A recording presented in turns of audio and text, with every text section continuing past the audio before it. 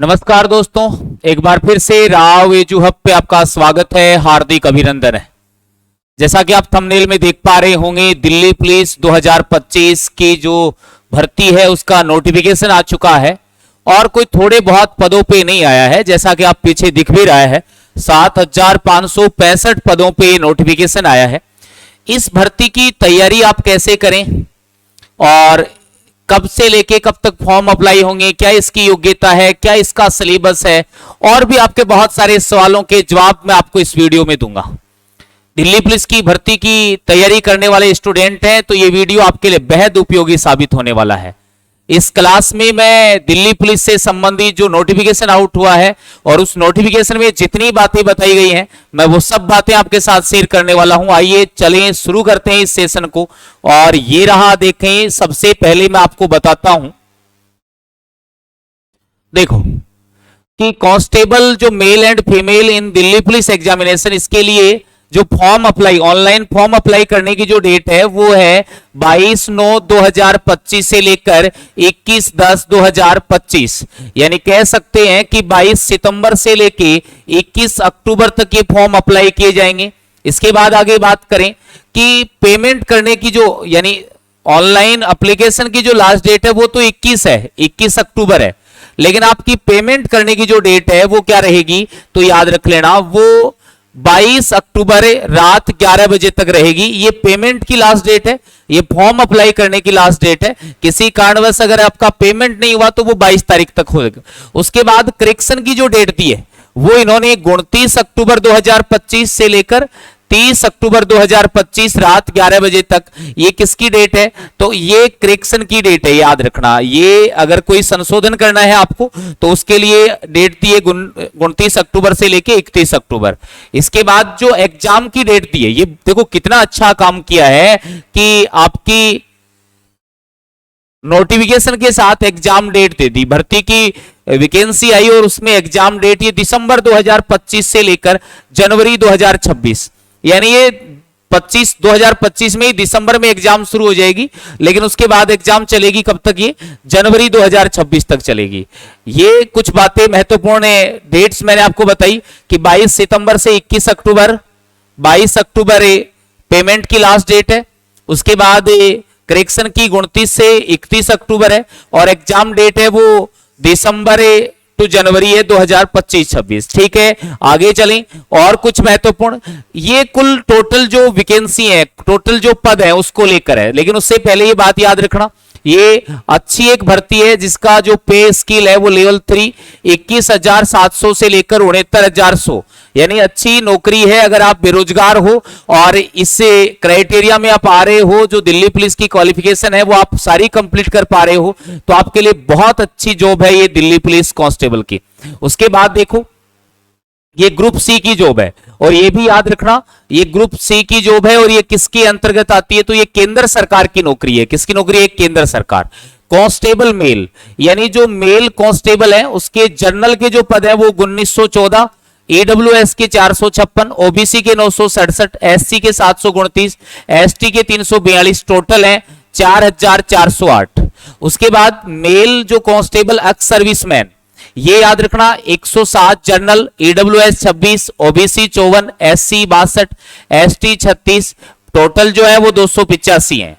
उसके बाद देखो, कांस्टेबल जो मेल है ex serviceman commando, ex serviceman commando के लिए 106 general, EWS 25, OBC 56, SC 138, ST 51, total है वो 376 है। कांस्टेबल जो फीमेल है, लड़कियों के लिए, महिलाओं के लिए जो वैकेंसी है कांस्टेबल की, वो देखना, टोटल जनरल की जो है वो है 1047, ईडब्ल्यूएस की 249 है। उसके बाद ओबीसी की 531 है, एससी की 457, एसटी की 212, टोटल जो लड़कियों की वैकेंसी है वो 2,496 है। इस प्रकार से हम टोटल अगर देखें तो 3,174 ये जनरल की हैं, 756 ये ईडब्ल्यूएस की हैं, 1608 ये ओबीसी की हैं, 1386 ये एससी की हैं, 641 ये एसटी की है और टोटल वैकेंसी ये रही कितनी है 7565। तो ये जो नोटिफिकेशन आया ये कुल कितनी भर्तियों पे है, कितनी वैकेंसी पे है, 7565 पे है। मैंने कैटेगरी वाइज सारी की सारी वैकेंसी आपके साथ डिस्कस की है। मैं उम्मीद करता हूं कौन सी कितनी वैकेंसी है ये सारी चीज आप बहुत अच्छे से समझ पाए होंगे। अब आगे और बात करें और डिस्कस करें इस भर्ती को लेके, तो ये देखना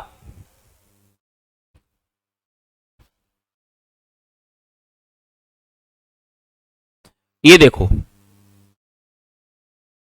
ये कोई भी दिल्ली पुलिस की अगर तैयारी कर रहा है तो उसके लिए must be a citizen of India, यानी उसका भारतीय नागरिक होना बेहद जरूरी है। दिल्ली पुलिस की तैयारी करना चाह रहे हो तो भारतीय नागरिक होना बेहद जरूरी है। उसके बाद एज लिमिट की बात करें, एज लिमिट देखो 18 से 25 है, यानी 18 से लेके 25। ये कहां से काउंट किया जाएगा, तो 1 जुलाई 2025, 1 जुलाई 2025 को 18 से तो नीचे नहीं होना चाहिए, 25 से ऊपर नहीं होना चाहिए। अगर आप कोई कैटेगरी में नहीं आते हो, आरक्षण का आपके पास नहीं है, तो candidate should not have been born earlier than 2/7/2000 and later than 1/7/2007, यानी आपका जन्म इससे पहले का नहीं होना चाहिए और आपका जन्म इसके बाद का नहीं होना चाहिए। 2/7/2000 और 1/7/2007 इनके बीच में आपका जन्म होना चाहिए 18 से 25। लेकिन उसके बाद कैटेगरी वाइज कुछ छूट दी गई है, ये आप देख लेना। SC ST के लिए 5 साल की छूट है, यानी वो 30 साल आ जाएगा। OBC के लिए 3 साल की छूट है। स्पोर्ट्समैन, स्पोर्ट्स पर्सन है कोई, उसके लिए 5 साल की छूट है। ये अलग अलग दिए हुए हैं, कोई कौन से लेवल के आप स्पोर्ट्समैन हो, ये एक के लिए 5 साल की और एक के लिए 10 साल की है। ये अलग अलग छूट दी हुई है, तो याद रख लेना। ये जो छूट दी है इसके बाद ये भी एज में ही छूट है, ये आप देख सकते हो अच्छे से। ये सारी चीजें एज में छूट के लिए हैं, लेकिन जो सामान्य जनरल के लिए जो एज है वो 18 से 25 है। बाकी ये कैटेगरी वाइज आगे क्या दी गई है, छूट दी गई है। उसके बाद देखें और क्या महत्वपूर्ण चीज है इसके लिए, तो क्वालिफिकेशन क्या चाहिए। क्वालिफिकेशन, तो क्वालिफिकेशन में देखो सबसे पहले रखा है 10+2 सीनियर सेकेंडरी, यानी आप किसी भी बोर्ड से 12वीं पास होने चाहिए। भले ही आप आर्ट से हैं, साइंस से हैं, कॉमर्स से हैं, कोई भी बोर्ड से हैं, तो आप 12वीं पास होने चाहिए। यानी मैंने एज लिमिट पीछे बता दी और ये क्वालिफिकेशन, तो आपका 12वीं पास होना बेहद जरूरी है। इसके अलावा देखो यहां एक लाइसेंस के संदर्भ में एक चीज दी होगी नीचे कि जो मेल कैंडिडेट है उसके लिए वैलिड लाइसेंस कौन सा, LMV मोटरसाइकिल और एक कार, यानी LMV ये लाइसेंस। देखो इधर इसने ये देखा है लर्नर जो लाइसेंस है वो मान्य नहीं होगा।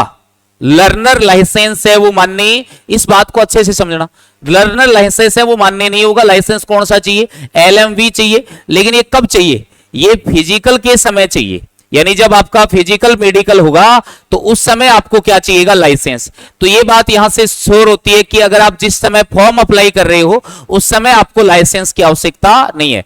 आप इस भर्ती का जब फॉर्म अप्लाई करने के लिए जाओगे उस समय आपको 12वीं पास, आपकी आईडी है, फोटो है, आईडी, इसके अलावा फोटो और आपकी ये जो 12वीं की जो मार्कशीट है, ये सारी चीजें उस समय चाहिए 10वीं 12वीं की फॉर्म अप्लाई करते समय। लाइसेंस आपको किस समय चाहिए, फिजिकल। इसके अलावा आपका एक जाति प्रमाण पत्र, जाति प्रमाण पत्र, ये जाति प्रमाण पत्र वो 6 महीने वाला चाहिए भाई, 6 महीने से ज्यादा पुराना नहीं होना चाहिए। तो 6 महीने वाला जाति प्रमाण पत्र, ये भी किस समय चाहिएगा, तो ये बात आप समझना, फिजिकल के समय चाहिएगा। यानी जब आपके डॉक्यूमेंट्स वेरिफिकेशन फिजिकल मेडिकल के समय, उस समय आपको ये जाति प्रमाण पत्र, आप किसी भी कैटेगरी ओबीसी से आते हैं, SC से आते हैं, ST से आते हैं, कोई AWS का प्रमाण पत्र है, ऐसे प्रमाण पत्र ये जाति वाले, ये आपको फिजिकल मेडिकल डॉक्यूमेंट्स वेरिफिकेशन के समय चाहिए। अभी फॉर्म अप्लाई करते समय नहीं चाहिए, लेकिन वो जब भी आपको चाहिए उस समय 6 महीने से ज्यादा पुराना नहीं होना चाहिए। लाइसेंस वाली बात बहुत मस्त है, ये थोड़ी सी अच्छे से देख लेना। उसके बाद आगे चलें, ये देख लो थोड़ी आपके लिए महत्वपूर्ण जानकारी। अगर आप एनसीसी वगैरह, ये देखो क्या है, एनसीसी सर्टिफिकेट, अगर आपके पास एनसीसी सीट सर्टिफिकेट है तो आपको 5% मैक्सिमम मार्क्स से, और उसके एनसीसी बी है तो 3%, एनसीसी ए है तो 2% मार्क्स। तो ये कुछ एनसीसी वालों के संदर्भ में दिया है। इसके अलावा वेटेज ऑफ एडिशनल मार्क्स, ये कुछ जो राष्ट्रीय रक्षा यूनिवर्सिटी है आरआरयू, उससे अगर आपके पास कोई डिप्लोमा है, कोई डिग्री है, तो ये उस डिग्री के अकॉर्डिंग, डिप्लोमा के अकॉर्डिंग आपको क्या दी गई है, छूट दी गई है। ये इस साइड आपके डिग्री डिप्लोमा दिए हुए हैं, एक तरफ उसके कितने मार्क्स हैं, तो आपके पास एनसीसी है और अगर ये कुछ डिप्लोमा डिग्री है तो इनकी छूट आपको मिल सकती है। आगे चलें, ये आप फॉर्म अप्लाई करते समय कि जो ऑनलाइन एप्लीकेशन फॉर्म की जो फीस है, यहां से ये चीज थोड़ी सी याद रख लेना बस, ये कितनी है, रुपए 100 है, यानी 100 रुपए इसकी क्या लगेगी भाई, फीस लगेगी, आप एप्लीकेशन अप्लाई कर रहे हो उस समय। उसके बाद आगे देखिए, स्कीम ऑफ एग्जामिनेशन, यानी इसकी स्कीम क्या है पूरी की पूरी, तो याद रखना, the examination will consent of a computer based examination, यानी सबसे पहले तो क्या होगी, आपकी ऑनलाइन एग्जाम होगी, उसके बाद आपका फिजिकल मेडिकल होगा, और उसके बाद आपका क्या किया जाएगा, डॉक्यूमेंट से वेरिफिकेशन, ये पूरी प्रोसेस रहेगी। यहां से जो काम की चीज है वो बताता हूं आपको, जो कंप्यूटर बेस्ड एग्जाम है यानी आपकी ऑनलाइन एग्जाम है, वो 100 क्वेश्चन होंगे और 100 ही मार्क्स के होंगे, ये याद रखना। यानी कंप्यूटर बेस्ड जो एग्जाम होगी वो 100 क्वेश्चन होंगे और 100 ही मार्क्स, कितने, कौन से सब्जेक्ट के होंगे, general knowledge and current affairs, ये याद रख लेना। जीके और जीएस का जो पार्ट है करंट अफेयर सहित, उसके 50 क्वेश्चन आएंगे, 50 ही नंबर का होगा, यानी half weightage GK and GS का है। तो general knowledge and current affairs कितने नंबर, 10 नंबर, और याद रखना कितने मार्क्स से, कितने क्वेश्चन, 50 क्वेश्चन है और 50 ही मार्क्स है उसके, यानी हम ये कह सकते हैं कि हाफ जो है वो जीके कवर कर रहा है। रीजनिंग देखना, 25 क्वेश्चन होंगे और 25 ही मार्क्स के होंगे। उसके बाद न्यूमेरिकल एबिलिटी, ये आपके मैथ के संदर्भ में लिखा हुआ है, 15 क्वेश्चन होंगे और 15 ही नंबर के होंगे। ये आपके computer fundamentals, MS Excel, MS Word, communications, internet, WW and web browser इत्यादि, इनसे संबंधित कंप्यूटर का नॉलेज है वो पूछा जाएगा। 10 ही क्वेश्चन होंगे और 10 ही नंबर का, और इसके लिए आपके पास जो समय रहेगा वो 90 मिनट का रहेगा, यानी 1 घंटे 30 मिनट, यानी 1.5 घंटा को पेपर होगा। कितना घंटा का पेपर होगा, 1.5 घंटा को पेपर होगा।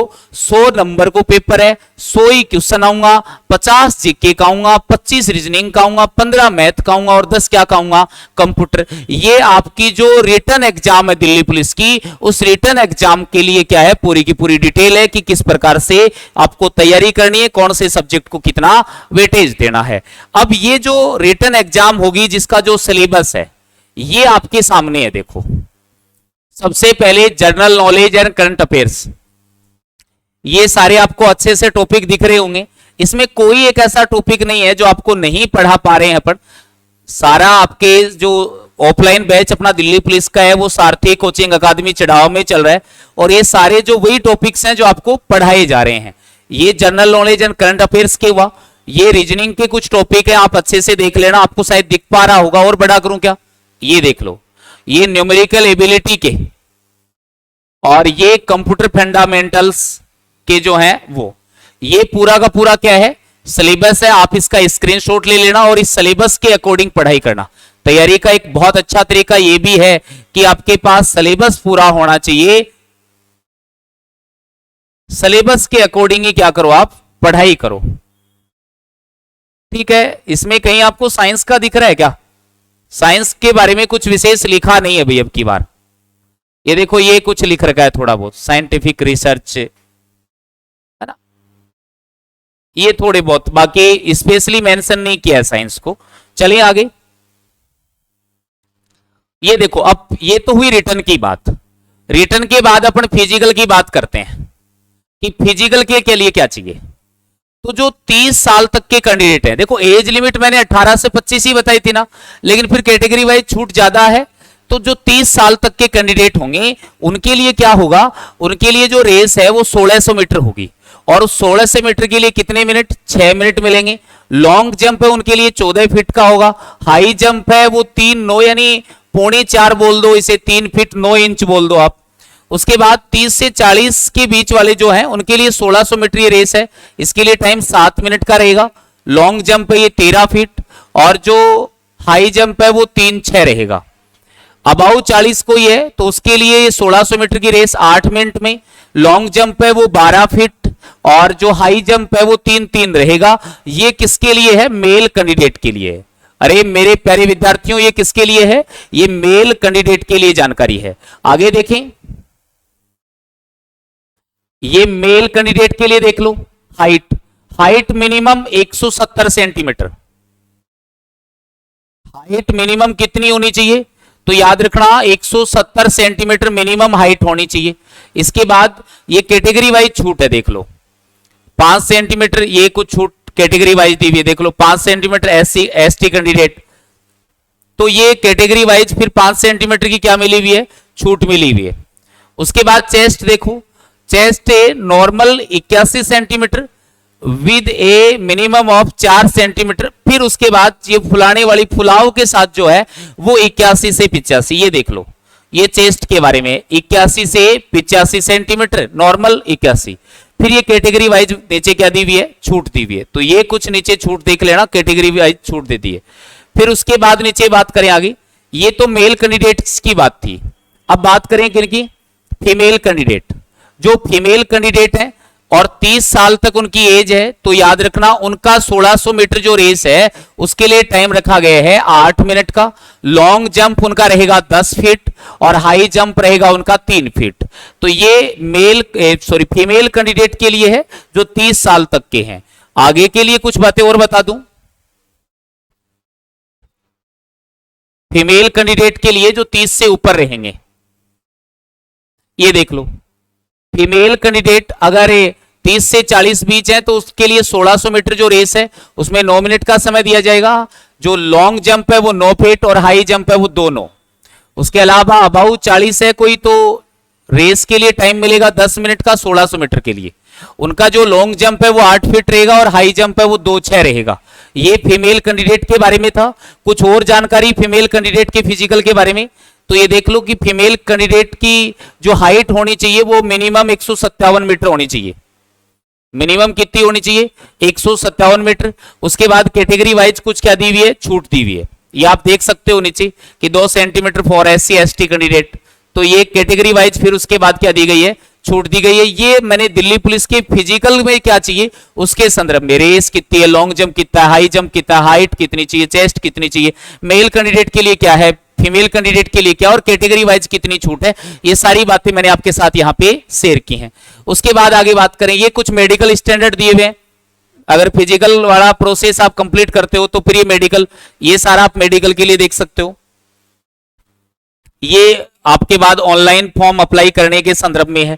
ये कुछ जानकारी मैंने आपके साथ साझा की है किसके संदर्भ में, तो याद रख लेना दिल्ली पुलिस कांस्टेबल की जो अभी भर्ती आई है 7565 पदों के ऊपर, उससे संबंधित सारी जानकारी, फॉर्म अप्लाई करने की डेट बता दी, फॉर्म अप्लाई करते समय क्या चाहिए, ड्राइविंग लाइसेंस कब चाहिए, टेस्ट में क्या क्या आएगा, कितने नंबर का क्या होगा, फिजिकल क्या है, फिजिकल के बाद मेडिकल है और उसके बाद मैंने बता दिया डॉक्यूमेंट्स वेरिफिकेशन। ये कुछ चीजें आपको यहां से याद रखनी है। मैं उम्मीद करता हूं ये सेशन आपको पसंद आया होगा। मैं आपको ये भी कह रहा हूं अपनी जो ऑफलाइन क्लासेज चल रही है वो सारथी कोचिंग अकादमी चिड़ावा में चल रही है और यहीं से आपको ऑनलाइन लाइव फ्रॉम क्लासरूम से मिलेगा, यानी जो क्लासरूम में ऑफलाइन क्लास चल रही होगी वही आपको ऑनलाइन मिलेगी। लड़कियों के लिए अभी नवरात्रों के अंदर जो एडमिशन है वो फ्री है, यानी निःशुल्क एडमिशन है। अगर कोई गर्ल्स है तो वो कोचिंग में आके एडमिशन ले सकती है। इसके अलावा लड़के और लड़कियों के लिए अलग अलग रहने की हॉस्टल सुविधा भी उपलब्ध है। ये कुछ बातें हैं, अलग अलग तरीके के बैचेज चलाए जा रहे हैं, तो आप कोचिंग में आइए, विजिट करिए यहाँ पे। आपका बहुत सारा धन्यवाद। आप अपना जो ऑफलाइन प्लेटफॉर्म है वो सारथी कोचिंग अकादमी चिड़ावा के नाम से है। अपना जो ऑनलाइन प्लेटफॉर्म है उसी कोचिंग्स का तो वो है राव एजू हब। उन्हीं कोचिंग की सारी ऑनलाइन क्लासेज कहां मिलेंगी आपको? राव एजू हब पे मिलेंगी। मैं उम्मीद करता हूं आपको ये जानकारी बहुत अच्छी लगी होगी। चैनल को शेयर कर देना, लाइक भी करना और सब्सक्राइब जरूर करना। ठीक है, आज के लिए इतना ही। जय हिंद, जय भारत।